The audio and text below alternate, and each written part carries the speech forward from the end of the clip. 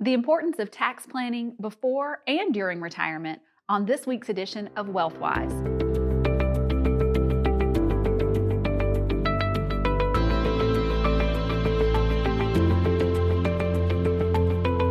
Hello and welcome. I'm Deanne Rosso, President and CEO of Elevate Wealth Advisory. You know, the word wealth comes from the Old English for well-being, and at Elevate, our mission is simple: to deliver practical, actionable advice to help you achieve financial well-being and confidence in your plan. We're so excited to bring you helpful content that will hopefully remove some of the mystery surrounding financial planning and how you can implement these strategies to help you achieve the things that are most important to you. Be sure to check out our other videos on our YouTube channel, where we have a full lineup of educational content on some of the most popular planning topics. We also host monthly webinars where we love to take your questions live. You can find more information about our upcoming webinars by visiting our website at elevate-wealth.com. This month, we want to dive in and discuss some of the challenges you may experience as a retiree when it comes to planning and managing your taxes. So we're going to talk about how tax planning changes through the 4 stages of retirement. Before we get started, I want to remind you to always seek professional tax guidance. You might be thinking, shouldn't my CPA be telling me about taxes? Yes, absolutely, your CPA should be telling you about taxes. But here at Elevate Wealth Advisory, we believe we should take a team approach when it comes to managing your retirement income. And a lot of that has to do with taxes. So it is always best to consult a qualified tax professional to discuss your tax situation, especially when it comes to account types, such as your traditional IRA, which are tax deferred, or Roth IRAs, where that money grows tax-free and the earnings may be withdrawn tax-free if you follow the rules. And then there's state taxes.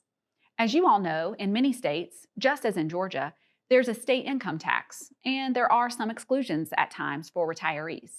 Today, I'm going to be focusing on federal income taxes. It is a new complex world when you enter retirement, and taxes in that accumulation phase or savings phase are very different than in the distribution phase. So what is the accumulation phase versus the distribution phase? The accumulation phase is just that. When you're working and earning and socking away dollars to put into a nest egg to fund your retirement income stream. But what happens when you retire and decide to take all that hard-earned money and turn it into retirement income? This is a concept that is shrouded in mystery, and it can seem very complicated. It's a shift in thinking, and we must plan for that spending phase or that distribution phase. Many times when we make that shift, we lose some of the typical write-offs. We face a new landscape where there are no more child tax credits. For most retirees, their children are grown, or at least in college, and so they have no more dependents and no more child tax credits. The mortgage interest deduction goes away for many retirees who don't have a mortgage, or maybe they're near the end of their mortgage, so there's very little interest left. A lot of times, that employer-paid medical insurance goes away, so we lose that benefit. We're no longer contributing to our 401k. So there are a lot of things that change when we flip that switch from working and into retirement. And then we add things. We add Social Security to that mix at some point.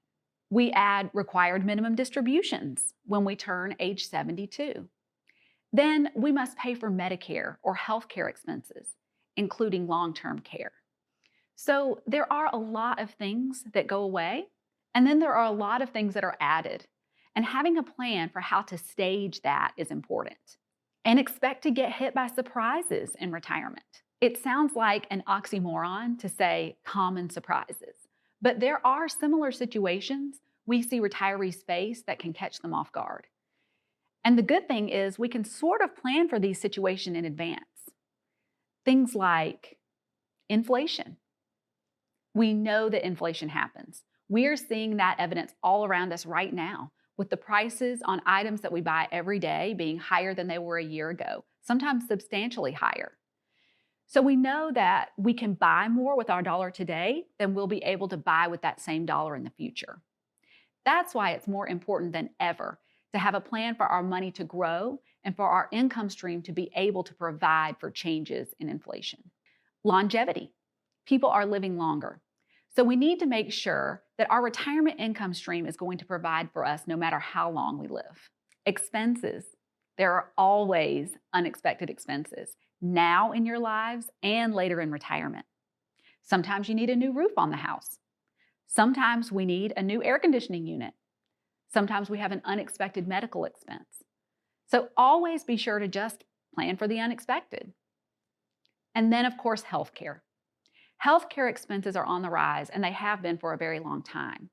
So making sure that your retirement income stream can supplement whatever health insurance, typically Medicare, but whatever health insurance you have can be important. So there are lots of things that can potentially derail the plans for your retirement income. But to me, one of the most overlooked problems in planning for income in retirement is taxes.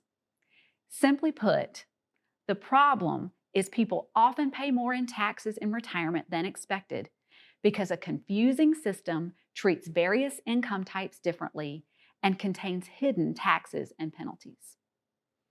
Let's break this statement down for a second. A confusing system.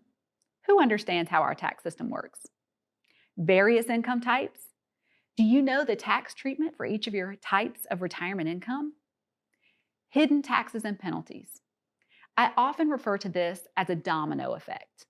A lot of times when you take additional income from various sources, you may trigger that chain reaction, that domino effect that you didn't intend, and end up paying more in taxes than you expected simply because there were tax triggers you weren't aware of. So we must develop a solution.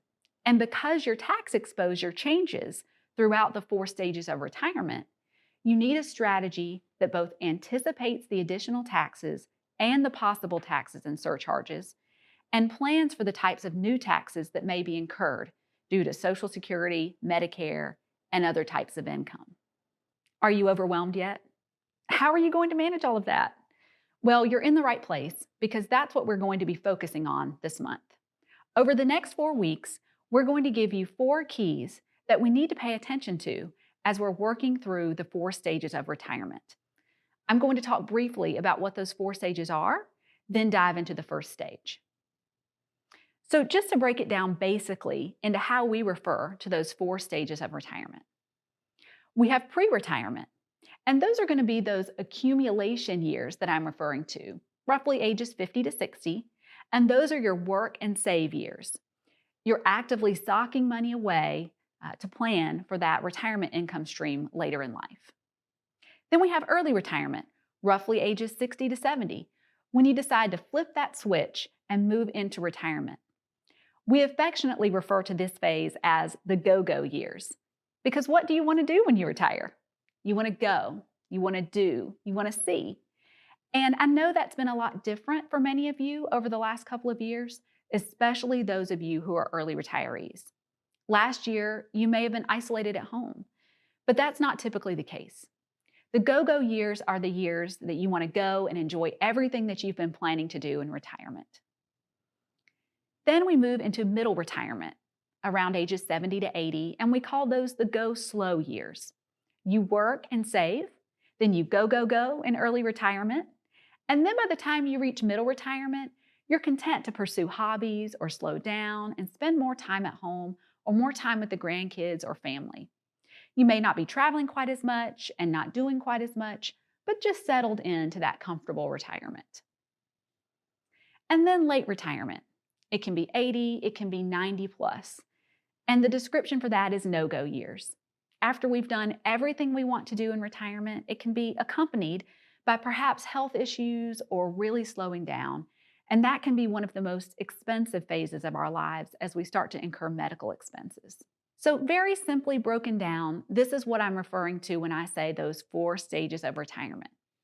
And it makes a big difference because your spending changes as we move through those 4 stages. So let's talk today a little bit more about pre-retirement or your accumulation years. Like I said, this is usually between the ages of 50 to 60, and those are your work and save years when you're actively socking money away to plan for a retirement income stream later in life. During this phase, the key is to know what your after-tax retirement savings picture looks like before retiring. And what do I mean by that? Well, let's say that during those working years, pre-retirement, you saved $500,000 in your 401k or your IRA.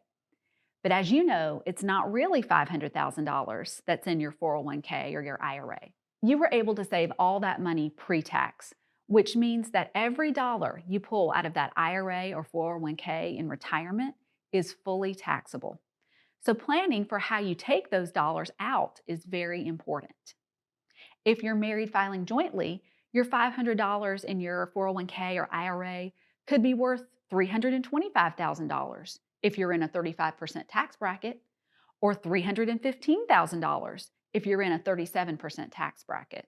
So your $500,000 is worth less because every dollar has a portion of it that's dedicated to taxes. And in addition, you're going to have to withdraw a required minimum distribution each year after you turn age 72. So one of the best things you can do in your work and save years is to diversify how you save for retirement by utilizing all the tax buckets. You see, when we think about saving for retirement, most people are thinking about saving in their 401k or traditional IRA, which gives you tax savings now. All dollars that are saved in that first bucket are dollars that have not been taxed yet, which has an advantage since they're allowed to grow inside the account and accumulate without taxes along the way. But then fast forward to retirement. Once we begin taking these funds out to recreate your paycheck in retirement, every dollar is fully taxable. And as I mentioned a moment ago, at age 72, they'll be subject to required distributions each year. This can also have a compound effect on your tax rate when you start stacking your retirement income sources. By the time you turn age 72, most retirees are stacking income sources like pensions, Social Security, perhaps rental or other investment income, and then adding required distributions to the top of that tower. Every time you do that, and as your required distributions grow larger each year, you're potentially raising the bar on your marginal income tax bracket.